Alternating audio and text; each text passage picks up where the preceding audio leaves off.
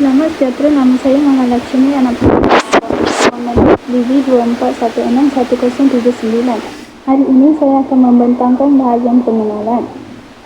Baiklah, Park Geun-hye merupakan Presiden Korea Selatan ke-11 iaitu pada tahun 2013 hingga 2017. Beliau terlibat dalam skandal rasuah berprofil tinggi yang dikenali sebagai Choi Son-sil Gate. Skandal ini terbongkar pada tahun 2016 dan membawa kepada bantahan awam. Lee Won-seok, iaitu pendakwa kanan, berkata tertuduh Park Geun-hye bersekongkol dengan rakan rapatnya Choi Soon-sil yang tiada jawatan rasmi dengan membenarkannya campur tangan dalam hal ehwal negara. Mereka menyalahgunakan kuasa dan memaksa syarikat perniagaan memberikan rasuah untuk keuntungan peribadi. Seterusnya, fakta penting skandal. Terbukti bahawa Choi mempunyai akses dokumen sulit dan mempengaruhi presiden dalam ucapan serta dasar negara. Mahkamah turut mendapati Park Geun-hye dan rakannya menerima wang rasuah sebanyak 23.1 juta won daripada beberapa syarikat seperti Samsung dan Lotte dan dimasukkan dalam yayasan milik Choi Soon-sil.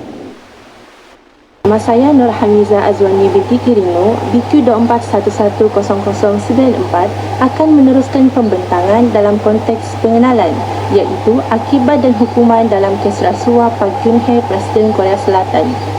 Dalam kes ini, Lee Jae-yong daripada Samsung didapati bersalah merasuah bekas Presiden Park Geun-hye dan rakannya Choi Son-sil untuk membolehkan peralihan kuasa berjalan dengan lancar.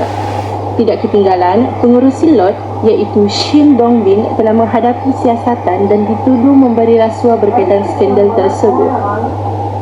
Pada Mac 2017, Mahkamah Perlembagaan Korea Selatan telah mengekalkan pemecatan kepada Park Geun-hye dan menjadikan Presiden Korea Selatan yang pertama yang disingkirkan daripada jawatan melalui pemecatan. Akhir sekali, Park Geun-hye menghadapi prosedur undang-undang dan dijatuhi hukuman penjara selama 24 tahun kerana rasuah, salah guna kuasa dan paksaan. Assalamualaikum, saya Haryani Syafiqah, nombor metrik BQ 24160187. Saya akan membentangkan tentang isu utama dan akibat yang dilakukan oleh kes rasuah Park Geun-hye. Park Geun-hye didapati bersalah atas tuduhan skandal rasuah yang melibatkan politik dan syarikat konglomerat, iaitu sebuah syarikat yang mempunyai anak-anak syarikat yang terlibat dalam pelbagai urusan perniagaan. Pada tahun 2017, beliau telah diarahkan dan diperintahkan untuk keluar dari pejabatnya selepas perintah daripada Mahkamah Perlembagaan berkaitan dengan kes tersebut. Beliau telah dijatuhkan hukuman penjara selama 24 tahun. Pada awalnya, beliau perlu dipenjarakan selama 30 tahun. Tetapi, satu tragedi tunjuk perasaan yang dilakukan secara besar-besaran dan rayuan telah dibuat. Akhirnya, beliau diputuskan untuk dipenjarakan selama 20 tahun. Assalamualaikum, nama saya Fira Insira binti Senardai dengan kad metrik BA 24110343. Hari ini saya akan bentangkan isu utama dan akibat kes rasuah Park Geun-hye, mantan Presiden Korea Selatan. Jadi, Park Geun-hye didapati bersalah dalam memberi rasuah dan penyalahgunaan kuasa. Hal ini dikatakan demikian kerana beliau telah menyalahgunakan kuasa sebagai seorang presiden yang diamanahkan oleh rakyat, di mana Park Geun-hye membenarkan Choi Soon-sil mencampuri dasar-dasar negara termasuk ucapan rasmi presiden, pelantikan pegawai tinggi serta program-program kerajaan tanpa melalui saluran rasmi. Oleh itu, kesalahan beliau telah menjejaskan pentadbiran negara. Hal ini menyebabkan pihak mahkamah telah menyaman Park Geun-hye sebanyak $65.42 juta atas kesalahan beliau tersebut. Selain itu, beliau juga disingkirkan daripada jawatan presiden melalui pemecatan rasmi Mahkamah Perlembagaan, kehilangan kelayakan politik untuk bertanding dalam pilihan raya, serta menyebabkan kejatuhan sokongan besar-besaran terhadap parti pemerintah ketika itu.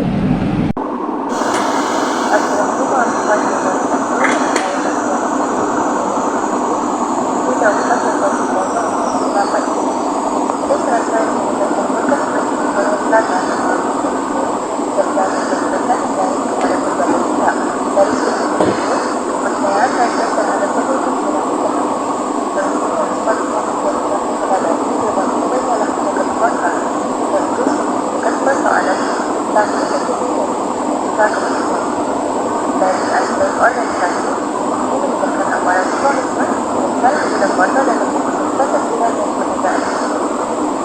Refleksi kebijakan serta syarikat sosial untuk kepentingan dan kepentingan tergabung dalam sebuah negara menjadi bagi masyarakat ini menjadi gelombang proses sosial dan kebenaran sosial terhadap kepentingan yang tidak stabil produktor berlaku dan berkoordinasi dengan pihak.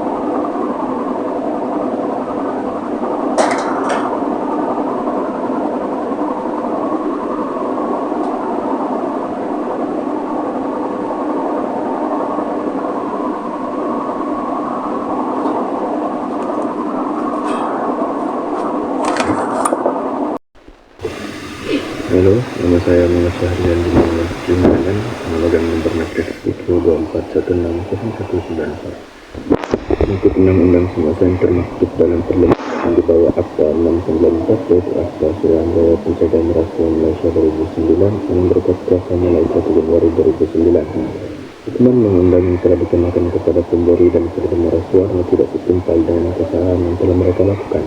Dan hukuman yang dikenakan adalah tidak menyeluruh kepada pemberi dan penerima rasuah. Hal ini dikatakan demikian karena dalam perlembagaan Malaysia, hukuman yang difokuskan kepada penerima rasuah, manakala hukuman bagi pemberi rasuah Malaysia adalah tidak setimpal dengan kesalahan yang telah dilakukan. Undang-undang ataupun hukuman di negara kita lebih memfokuskan kepada penerima rasuah berbanding pemberi rasuah, kerana mengikut definisi rasuah.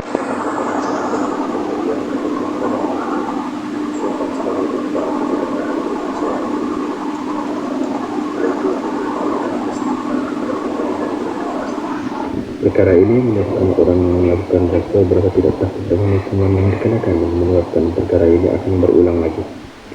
Dengan pengenalan atau pengubahan undang-undang atau akta yang belum mengukuhkan lagi institusi pencegahan rasuah serta hukuman-hukuman yang terdapat di dalamnya, perkara ini akan menyebabkan pelaku rasuah sama ada pemberi